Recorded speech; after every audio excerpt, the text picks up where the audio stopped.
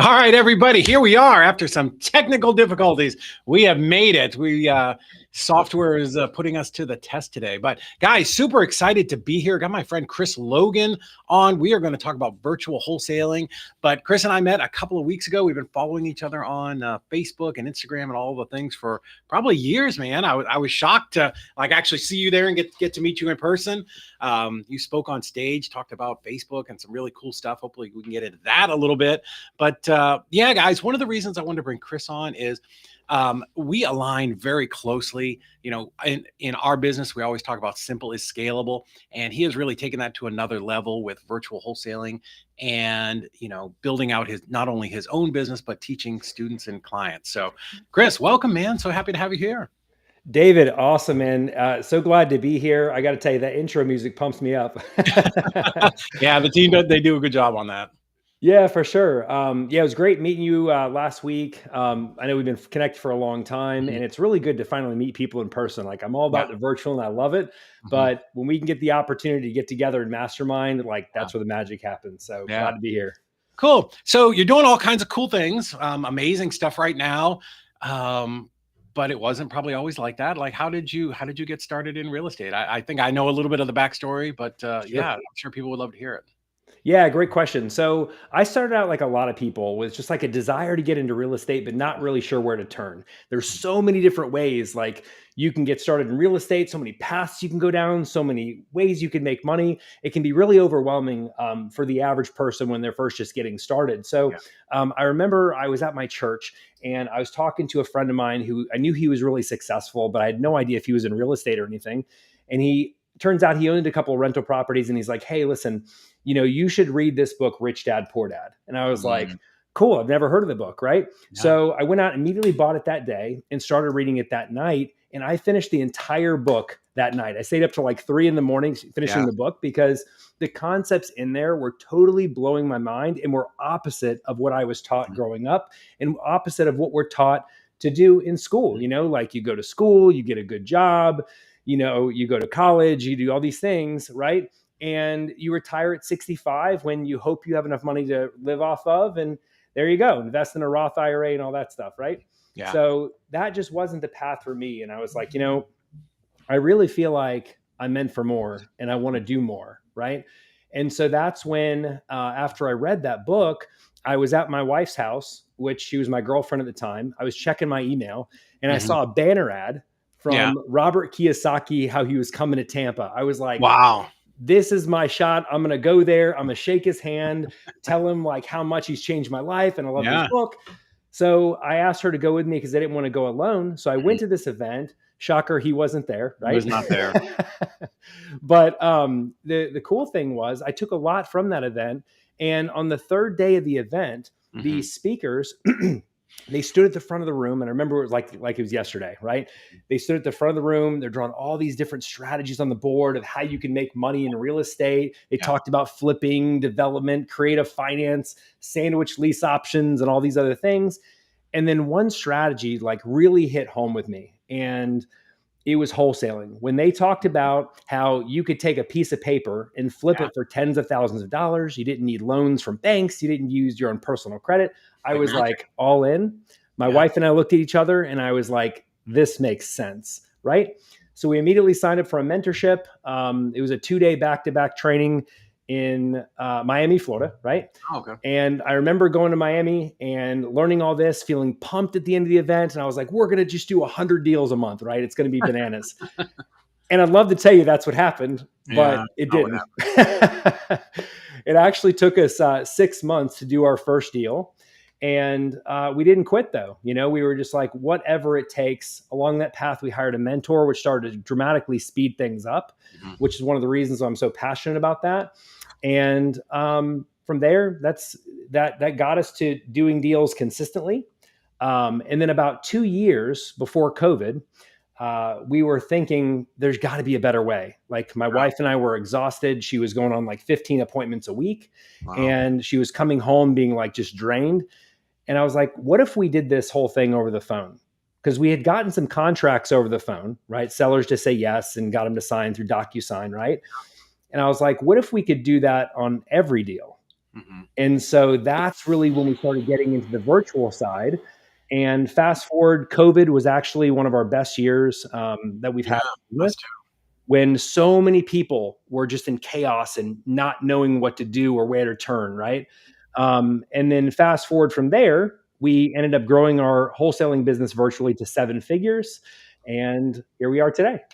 So a couple amazing things in there that I really want to point out was, one, you wanted to surround yourself with people who were doing the thing that you wanted, which was great. Totally. You went to your friend, and then, you were coachable. He told you to go do something, and you actually went out and did it that day. So, you can follow instruction. And then, you read the book, you went to the event, you got mentoring, you got coaching, you took all of the steps. So it's not a surprise that you found success. Like it is a formula that is fairly repeatable. One thing I like to tell people is real estate is not hard. Yeah. Like, especially wholesaling, you can explain it to a third grader in about 10 minutes. It's not difficult at all. But it's just that getting up every day and going and doing the thing and not quitting. That's the real secret to success. So what kind of work were you doing before you read Rich Dad Poor Dad? What was your background? So I had actually been in the wireless industry selling phones for Verizon. Okay. Before that, a partner of mine, so a friend of mine, we actually owned a T-Mobile franchise with like 6 locations. And once that came crumbling down after a year and a half working together, we just had 2 similar personalities and we were just butting heads a lot. I walked away from that business, and I was really bouncing back from my own setback, right? Yeah. So I didn't have tons of money or anything like that at that time. And I was rebuilding, and I saw real estate as the option and the opportunity to be able to do that. Mm-hmm. Awesome. When I was hiring salespeople, I always loved to hire like those kids that worked at the kiosk at the phone booths in the mall. That was me. They're just like oozing confidence. They'll talk to anybody. They don't ever get discouraged when people tell them no. They're just the best. So, and what about your wife? What was her background? So my wife, I ended up meeting her because I left the wireless industry after a little while and went into being a marketing consultant, where I would, put together marketing packages for small to medium-sized businesses, cold calling, door knocking, all that stuff. Yeah. And then I met her at a networking event. We were both trying to better ourselves, and she was doing IT staffing sales. Yeah. I showed up late for the event, and there was 1 seat left, like right next to her. So I guess it was fate, right? I sit down, we connected, and kind of went on from there. Wow. Amazing. And then you both coming out of some type of sales, just created the ultimate power couple. And she was all in on real estate, huh? She was good with taking the jump and taking the leap to do it. Yeah. I was really fortunate in that, because I know that there's a lot of couples where not all the time are both people on board, right? Sometimes you have one person that's a hardcore worker bee, 9 to 5, wants to retire at 65. They want the security and they value that in a job. And the other person's more of an entrepreneur, and there's constantly that rub, and it can make it really tough, right? But when you have both people supporting on the journey, like that's where I feel like I was truly blessed. She was, looking for something more like I was, and we just met at the perfect intersection in our lives where we both wanted more, and we're on the pathway and open to get it, Love it. So real quick, tell me about the first deal. Everybody remembers their first deal. Oh yeah. So I did pretty much everything wrong that you could possibly do, right? One of my mentors talks about massive imperfect action. And that's exactly what I did. I was totally focused on progress, not perfection. Yeah. And I remember one day I was in Verizon, and I had this customer come in, and we were talking about, I was getting her set up with a plan, and she was telling me how her mom had passed away and they left her this property. And and I knew the area that the property was in. It's probably in one of the wealthiest parts of Tampa Bay, right? Oh, wow. And so immediately when she's talking about this property, I was like, that's interesting. We had just finished the wholesaling class. Yeah. And I said, I actually work with a group of investors who may be very interested in that property. What can you tell me about it? So she told me everything about it, right? I went home, immediately did research on it and everything. And then the funny thing was the mentorship that I was in at the time, they didn't give me a purchase agreement, right? They're just like, oh, you have to just go find a purchase agreement. And I'm like, my Lord. Shoot. And this was back in 2010 or 2012, when there wasn't the wealth of information on the internet with real estate as there is now, right? So different. So I just went to Google and typed in as is purchase agreement Florida. I downloaded a 15-page monster of an agreement. Yes. Fax machines were a big thing back then. So I remember being on my break at work, filling this thing out, hoping I was filling it out the right way. Yeah, because it's 15 pages, right? It was bananas, man. I go to Claire's next door and I fax this over to the seller. Mm-hmm. She signs it, faxes it back to me. Boom, I'm in, right? Wow. So and then the real fear begins, like, oh my God, what do I do now? Now I gotta the next step, I gotta figure it out. Listen, I had no buyers. I had no idea really what to do next. I just knew that I had to sell the deal, right? Yeah. So I went to the property and I posted some ads on Craigslist about the deal and stuff like that, right? And I was conducting showings at the property. I thought that I needed to show up in a suit, in a tie, shiny shoes, all that stuff, man. I looked like I came off straight from Wall Street because that's what I was expecting. I was expecting these buyers to be like big dogs, you know what I mean? Like showing up like that. Then you get in the business, you realize it's totally the opposite, right? And it was kind of funny. I was like locking the door behind people, kind of creepy, right? But my favorite part of it was when they would ask me how much the deal was, right? Mm-hmm. And so at the time, I was like, it's $330,000, but in order to get access to the deal at that price, you have to pay me $30,000, right? And they're like, wait a second. That's $360,000. And I'm like, well, kind of, you're paying me 30 to get access to it at 330. So it totally makes sense. Yeah. Needless to say, they didn't buy the deal. No. And so there were just so many things that went wrong during that process. If you name it, I did it. But I learned a lot of valuable lessons of things not to do on the next one. Sure. Did you end up selling it or no? No, actually we didn't. So the seller had a for sale by owner sign on the yard, right? Like on their gate. So I was like, if there's going to be any calls coming into this property, it's going to go to me. So I clipped down her sign. Right? Oh, I've taken so many of them down. I put mine up and I got so many calls, which is great. But then I get an angry call from the seller being like, you took my sign down. You have no right to do this and blah, blah, blah, blah, blah. And I didn't have a buyer at that point. And she said that she had someone that was really interested. And I was like, hey, no problem. I apologize. If you want to sell this to somebody else, my guys aren't interested. I'll go ahead and cancel the contract right now. And so she's like, okay.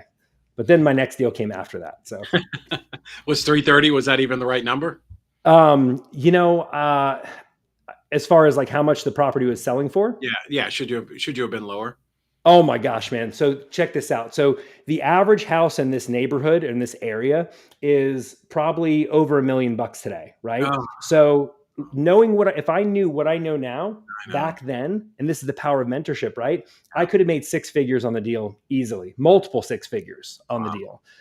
What the buyer ended up doing is he ended up buying this historic property. Okay. He ended up renovating that property. The property was sitting on a double lot. He ended up subdividing the lot, selling that lot to a builder who built a brand new house on it and then sold that too. The guy probably made $500,000 on there easily. Unbelievable. I do that too when I'm sitting around with guys that were around in 2009, 10, and we're just like, my God, we were wholesaling these houses for $5,000, $10,000.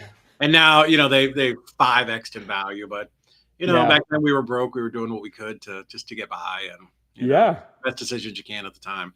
Absolutely. So cool. So Tampa Bay, I love it. I used to live over in Seminole. Used to run some stores out there, but so like, what was that transition? From wholesaling while you were at Verizon into going full time? How long did that take? What was that switch over like? Yeah, so I eventually left the job at Verizon to make more money at this marketing company, and my wife and I really put our heads down and committed to a plan. Like I said, we hired a coach so that we weren't running in 50 different directions. They gave us a focused plan of what to do, And within 3 years, we felt comfortable and confident to go ahead and leave our corporate jobs, kind of like retire, Yeah. right? So that was roughly about 10 years ago. Mhm. And we haven't looked back since and haven't had a job since. Have mainly just been doing real estate as our thing and recently added coaching here in the last couple of years. I love it. So one of the things we talked about at the very, very beginning was you were just in Tampa Bay. You were doing in-person visits, which is great. Do you know Kenny Rushing? You must I have him. do. Yeah. Kenny's a good buddy of mine. I've been he was one of my early mentors way, way, way back in the day.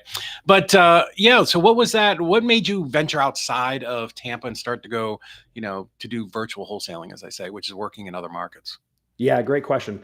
So Tampa started to get very, very competitive, Mhm. right? So from the standpoint of marketing costs were continuing to go up. So the cost per deal was much higher and it was really difficult to scale there, right? Yeah, Because we had everybody and their brother that was sure. doing anything big here. Mhm. I remember we were doing direct mail. We were sending 30,000 pieces a month Mhm. and we would go into these sellers' houses and they'd have a stack of direct mail like this big on Mhm. their desk. Yeah. And they're like, yeah, I'm going to go with somebody. I'm just going to peel off the top and just continue to go down the list. And so we were just like, I wonder, rather than continue to beat our head against the wall here in Tampa, I wonder if we'd have success with this model somewhere else, Mhm. right? So I'm trying to think of we went virtual first in the Tampa Bay area. We were virtual in our own market first. Yeah. But then after we stepped outside of Tampa, we started going to the territories that were like 2 hours away, like Mhm. Sarasota, Right. Manatee County. We went to Polk County, Orange County, Orlando. Yeah. We started hitting all the counties that were within a 2.5 hour radius of where we were. Mhm. And then from there, we gradually grew out to Jacksonville, Florida. Then we went to North Carolina, and then we went Oh, nice. to Texas, and then we hit some other states too. But we started to realize that it's actually easier to wholesale in some other states, Sure. right? Some other states that like the hype hasn't caught on yet, Yeah. and values are on the rise. There's a lot of people moving there. There's a lot of potential. And so I actually came up with a 2-step formula for identifying the hottest Love markets it. across the country, because I noticed a pattern between the high performing areas that we were where they were easier to get deals. So I'm cool to share it if you'd like me to share it. Yeah. I was going to ask you if you would. Yeah. Let's hear it. Yeah, sure. So, and the neat thing about this is that you don't need any fancy tools or expensive software programs to figure this out. You just need Google, right? So, what we realized is there was a common theme between two things between the areas that were successful for us, right?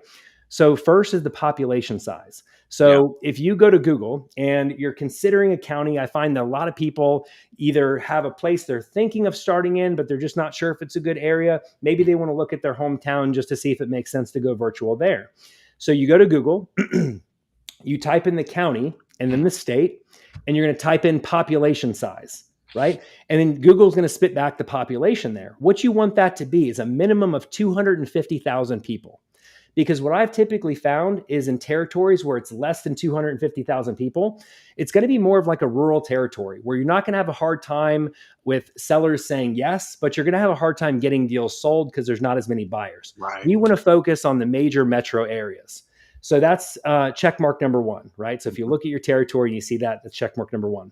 Step two is going to Google again and typing in the same county and the median home price. So for those who are listening who don't know what the median home price is, if you Yeah. picture housing prices on a timeline, you have the dramatically inexpensive house on the left that are like 50K and less. You have the multi-million-dollar house on the right. The median price is the one in the middle. It's the everyman's house. It's the one that everybody can afford, right? So you type in the county median home price, you're going to see a Zillow link. You're going to click that link, and you want that to be a minimum of $200,000, right? And if you have that combination right there, 250,000 population, 200,000 median home price, that is like lightning. And the closer it is to 200,000, the much easier it's going to be to get deals. Interesting. I love that. But very similar to what we do here. So we started in Chattanooga, and because we had 4 partners, we needed to be in other markets just to do more deals, because we were splitting the pie so many ways. And The first place we went to, well, the first couple cities were terrible. We had no plan. We were out trying to figure this out on our own. So we went to Birmingham, which was absolutely terrible. Poor Hmm. Birmingham. I slam Birmingham all the time. It was the worst dump ever. And then we went to St. Louis, which was almost as bad. Yeah. It was just like literally like 20 square blocks. It's a war zone. And we were getting contracts over there that were just absolutely unsellable. So no, I love that. That's a fantastic rule of thumb for us. Again, I knew Chattanooga worked. So eventually I just started saying, okay, I'm not going to go any place lower than Chattanooga, which is about 270,000. So that's a good Hmm. number. And then I would just, I had the city that I knew worked. So whenever we were looking at a new market, I would just go to Chattanooga real quick, pull the last 90 days of cash sales, go to my new Yeah. place and pull 90 days of cash sales. Are they at least the same? Great. Well, then that just shows me that there's buyers here. So I love that. Those two things. Those are great. Can I piggyback on that for a second? Yeah. Because you Let's said go. something that's really awesome, and it's just kind of like a natural transition into the Mhm. next step, Yeah. right? So a lot of people I talk to, they really struggle in wholesaling because they're doing deals the old way, right? Yeah. They're going and finding the deal first, Mhm. putting it under contract. They're praying that they sell it, Mhm. right? And their heart's going like this the entire time they got the deal out there. Mhm. And what if they don't find a buyer? They lose the deal. They waste all that effort, right? So, what we believe the best way to do deals is what I like to call the FYBF method. So, Okay. FYBF stands for find your buyer first. So, Uh-huh. what you want to do once you've identified your territory, Mhm. you want to go ahead and do marketing for buyers. So, it's very simple. You're Mhm. just going to go to Facebook groups, right? So, you're Yeah. going to join all the local Facebook groups in your territory. So, if you choose like Hillsborough County, Florida, you're going Mhm. to join all the real estate investor related Facebook groups in that territory. Then from there, what you're going to do is you're going to go in there and you're going to see a lot of wholesalers posting deals. Okay. And in the comments section of those deal posts, you're going to see people saying, I'm a buyer, I'm a buyer, I'm a Right. buyer. You want to network with these people. You want to find out if they are a wholesaler, realtor, or cash buyer. Yeah. And then from there, find out what their criteria is, add them all to your list. Okay. And then from there, you want to take that criteria and go find what they want. So now Yeah. you found your buyer first. You know exactly the types of properties they're looking for. You do marketing for those types of properties and you bring it to them. And when you do that, wholesaling becomes so much easier. Right. Love it. Two things on that. We can keep Yeah. going all day. You can tell Yeah. people, for those watching, that we really do deals. So if you're on your desktop or your laptop and you go into those groups and you search Hillsborough landlords, Hillsborough investors, Hillsborough rehabs, whatever, you're going to go to all those groups, but then go into the search bar of that group and type @gmail.com. Boom. Enter. You're going to pull up every single post where somebody has left an email. And I say @Gmail because it's the most popular extension that's out there. And when I was first going to Atlanta, I did this over the course of like 2 weeks. I was just sitting at home at night watching TV and just cutting and pasting, and built just an absolute massive buyers list. And then also within those posts, people are telling you what they want. So yeah, everything that we've ever taught when we were coaching years and years ago was always start with the end in mind, right? Mm-hmm. What is it that your buyers want, right? Because if Yep. I'm just feeding stuff into the top of my funnel, if I'm putting grapefruits in the top of my funnel and I'm expecting oranges to come out the bottom, it's never going to work. Figure out what your buyers want, even if you're just doing it with the data, right? Just Mm-hmm. pull an Excel. I was talking to Batch yesterday and I'm like, just pull a spreadsheet of what's sold for cash and just sort through that by zip code. What are the zip codes with the most cash transactions, right? That's where you should probably go do your marketing. What is the average or the median, like house size, square footage, right? Like that's what you're looking for. That will show you what people are looking to buy. It's not that hard. Totally. Totally. And I mean, if you can do that and you can add just a minimum of 5 people a day to your buyers list, Mhm. Yeah, man, 5 people a day keeps drop deals away. So do that's right. that. And you will have a much easier of a time getting deals sold. Because to your point, David, if this entire business model depends on having a buyer to make money, wouldn't it make sense to find that first? Yeah, yeah, absolutely. I always tell people it's like the teacher's edition to your high school, physics book. You just want the answers. This is not complicated. Just takes a Yep. little bit of thought on the front side. And I tell people like I'm lazy. Like I get a lot of shit done during the day, but I just want to find the easiest way to do it possible. Totally. So let's just do a little bit of work on the front side. Let's sharpen the axe just a little bit before we start chopping away at that tree, and let's find the quickest path to success. Yeah. I see so many wholesalers being like, hey, like I put a contract on this retail shopping center, or I have this property Yeah. that is in this really rough area, but the Yeah. homeowner added 4 garages and 16 bedrooms to it. Like, Yeah. who wants to buy it? And it's like, Yeah. so do you have a buyer for something like that? Well, no. Okay. Then why did you put that under contract? So, Yeah. yeah, it just makes it so much easier. Yeah. Or it's a 2-bedroom house on 53 acres. I'm like, what is an investor going to do? I mean, think about the thing I try to explain to people is, that we talk about a timeline of a deal, right? We start with like the most basic is picking your market all the way down Yeah. to your closing, right? So the deal goes through that timeline. But the day I get paid because I've wholesaled that deal, that's not the end. Like that Mm, deal lives on, right? So you have to envision like how does a buyer actually make money with this deal, right? mm. You can figure that out and teach that to your acquisitions people. My gosh, your business will just skyrocket because you understand at the very onset, okay, this is going to be a rental property. This is how my buyer's going to make money. This is how I have to price this thing. Or, oh, this is going to be a rehab, or this is going to be an Airbnb, or whatever it is. And when you can figure that on the front side, instead of just randomly going, I'm going to contract everything between 53 and 62% of Zillow, and that's just it. And that's going to be my whole strategy. Yeah. You'll just find so much more success. Yeah. I couldn't agree more. Yeah. So cool. So you're doing this for a couple of years, having great success. You're in lots of markets. What made you decide to get into coaching? Yeah, so there comes to be a point in your wholesaling journey where another deal just becomes another deal, right? That The most horrible excitement of thing. People don't believe it, and you're like, dude, it just becomes a thing you do every day because it's so it's like, oh different. no, I'll So do another different deal. from like doing your first deal where I'm like, I told people like, dude, I will cartwheel naked down Main Street. Nobody wants to see that. Like, but you're so Yeah, excited. You want it so badly. And then you do 100, 200, 300, 500 deals. And yeah. like your heartbeat like doesn't skip a beat anymore. You're like, okay, great, that's done. I'm more worried about the next one than the one that just closed. Yeah, so you're looking for that next challenge, that next thing, right? And for me, I was like, this business has allowed my wife and I to lead an amazing lifestyle. Travel when we wanted to travel, just to spend a lot of time with friends and family. Build up financial security for the future. And we're Mhm. like, how powerful would it be, and how big of an impact could we have if Yeah. we showed other people how to do the same thing that led to the lifestyle that we have, right? Because there's so many people out there that are just spinning their wheels trying to do deals. They don't know where to turn. They're so confused by all the information out there. They're Yeah. joining these programs where there's like 1,000 videos they have to watch before they get their first deal, and each one's like an hour long. And Mhm. they just need a better way. They need a simple path to doing their first deal. And that's really what we put together. We put together something really special to where people have an opportunity to get deals the easy way without Mhm. going through the frustration trying to figure things out on their own, Yeah. and just making that path to get where they want to go to a lot more realistic and a lot sooner. Yeah, no, 100%. And for me, some of it became, I had a couple of different partners over the years, and some I bought rentals with, and some we just wholesaled with, and some we did other types of deals with. But then, after you get to a point, you want to share and give that back.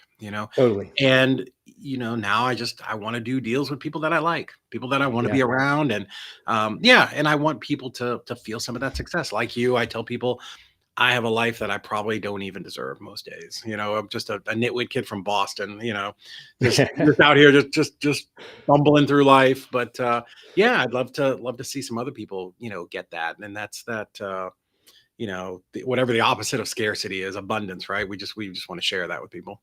Totally. I mean, I have some people being like, Chris, like, if you're doing deals, you're doing all these deals, like, why reveal your secrets? Why share those with people? That Ah, is a scarcity minded yeah. mentality right there. Because the thought is like when you grow and you start having this abundance, like, you really want to start sharing that with people. And I truly believe money reveals people's true character, Yeah. right? So if you are generous and you're abundant thinking when you don't have much, that's going to magnify when you The, get to the level that you want to get to, right? But at the same time, if you're scarcity minded at the beginning, you're just focused on me, me, me, me, me, right? And you could care less about these seller situations, just trying to make money and that's it. Like, that's going to magnify too when you get to the level that you're looking to get to, if you even get there, right?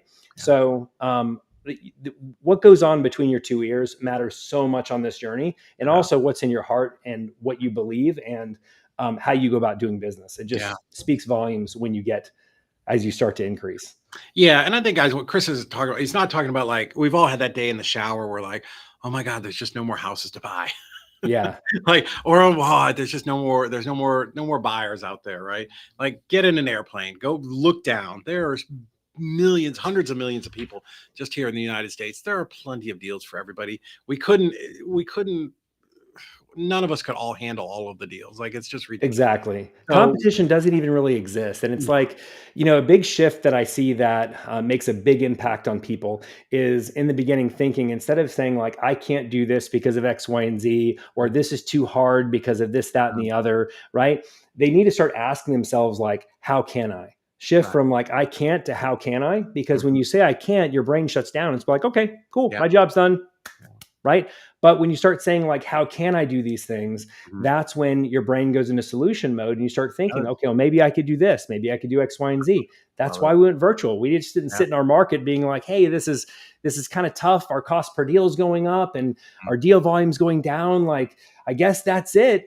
We could have easily said that, but instead we start thinking of solutions. Like, what if, like, how could we get this result somewhere else? And that really leads to innovation as an entrepreneur. We all have hard days, right? But the difference is the people that are successful, they take those hard days and they look at them as an opportunity and they create opportunity from those hard days. Yeah. A friend of mine, he has a book called No Bad Days. And I don't know if I agree with no bad days. Like, I get it. We all have a bad day, but the next day you get up and you have to bounce back. And, like you said, the mind is a powerful thing. That's, when I get stuck, everybody gets stuck, right? Totally. I tell myself is, okay, there is a solution here. You just have to tell your brain, because someplace in here in this gray matter is the solution, and your brain will work it out. It will figure it out. Sometimes I'm like, my God, I'm not going to let this software beat me. There has got to be a solution to do the things I want. And that's just that positive mindset of not being a victim and not just quitting. And, that's really the most important thing. Kind of like we talked about at the beginning. This business, wholesaling, for sure, it's not that complicated. You just have to be determined and want it. You just have to want it and be willing to put it ahead of some other things until you get a little momentum going. Yeah, like my dad told me when I was growing up, he said, if you look at life as easy, it's going to be hard, right? But if you look at life as hard, it becomes infinitely easier. Right. So this is where I feel like the entrepreneur journey, like you said, is full of ups and downs. Like I have my bad days just like anybody else, right? But the choice is like, what do you do on those bad days? Do you get up or do you just throw in the towel, right?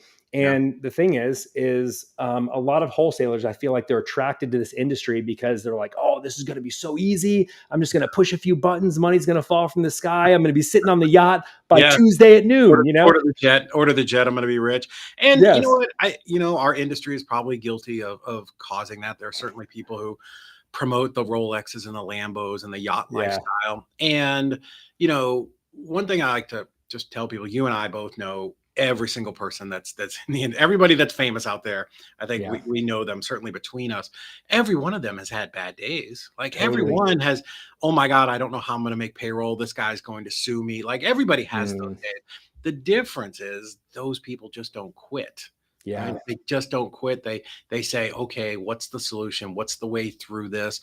How do I solve this? Who can help me? Not necessarily, it's not always I, but who are the people that I can bring in to help me? So I absolutely love that. And mindset's huge for us. I paid people a ton of money to come to my office and, train my team to view life that way. Yeah, for sure. So if like you can view this journey as like it's going to be hard, then at that point, like it becomes easier for you because you're expecting resistance, you're expecting those obstacles. But totally, man. Totally. Cool. So before we go, I know people are going to be interested in this because, I think a lot of people are going to resonate with what you've got going on. But tell us a little bit more about the coaching. And I'd love to get a link where we can send some people that way. Sure. Yeah. So what I specialize in doing is showing new wholesalers how to get their first deal in 90 days, even if they have a full-time job and zero experience. And the best part is that we show them how to do it all from home, right? So you're not driving to properties back and forth. You're not meeting buyers, meeting sellers, nothing like that. You are solely focused on doing this business from home and creating a fantastic income and lifestyle. We show you how to grow a buyer's list, crazy fast. We show you how to get leads coming in consistently. And then from there, create a plan to and a roadmap to do deals consistently from home anywhere in the country. So if anyone would like to learn more about that, go to virtualwholesalingmadesimple.com, fill out the application. And I want you to go ahead and be detailed in your responses because I don't take on everybody, right? Yeah. I'm very selective with who I bring on. And if I like what you have to say, I'll consider bringing you on as a client. But either way, I look forward to connecting with you and either working with you on the journey or providing some resources that can help you with that next logical step, whatever that may be for you. You know, I love the virtual wholesaling model. I had this super big hang up in the beginning because I didn't have a coach that was teaching me how to do that. So we somehow figured it out on our own. But it does fascinate me to, talk to people like, you can't just do this from home. I'm like, oh, no, I promise. It's like, you can. Yes, you can. The thing to remember is it's not about you. It's Yeah. about the person you're helping, right? That's our job as investors, is to be out here and to help people and solve their problem. So whether the economy is up or the economy is down, life is still happening to people, right? They're getting job transfers. They're getting, unfortunately, there's death and divorce and, probate and bad tenants and all of these things, right? These things are happening whether the economy is super high, super low, doesn't matter.